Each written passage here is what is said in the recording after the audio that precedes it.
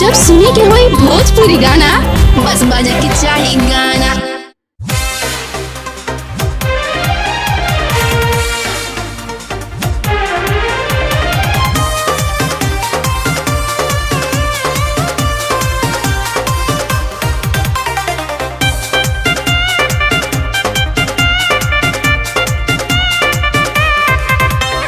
सजल बा माई के दुआरी, उमड़ल बा भीड़ बड़ी भारी।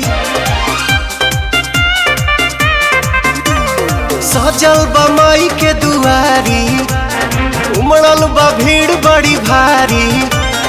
पर साल रह गईनी बहारा रे, गाँव के न देखनी दशहरा रे। अब की न जाइब बंगाल में, असो होई माई के पूजनवा आरा के पंडाल में। खूबे बाजी पवन के भजनवा छपरा के पंडाल में।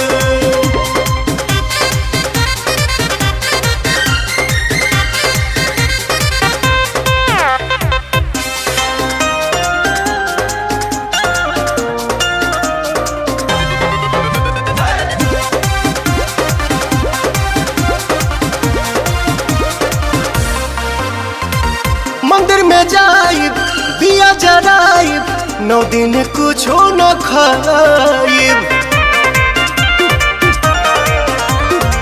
दर्शन पाइब सिरवा झुकाइब, चरण पर चुनरी चढ़ाइब।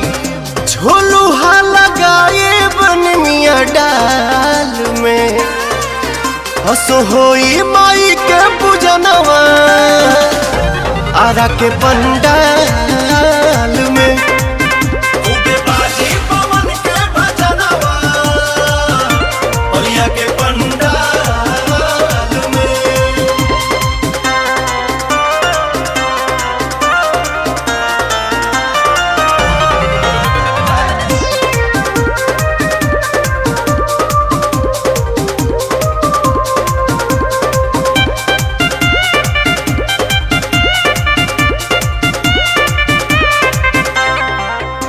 कतनो कमाल तू बहारा, बाकी गाँव में बितारा वह दशहरा।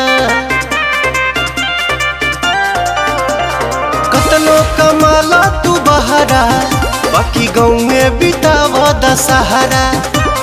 दीपक रानू सुमित आज आवतारे हो, अमित पुतुल मंडप सजावतारे हो। जई है छोटे बसही हर हाल में, असो होई माई के पूजनवा आरा के पंडाल में। खूबे बाजी पवन के भजनवा आवे के पंडाल में। अब की न जाइब बंगाल में, असो होई माई के पूजनवा आरा के पंडाल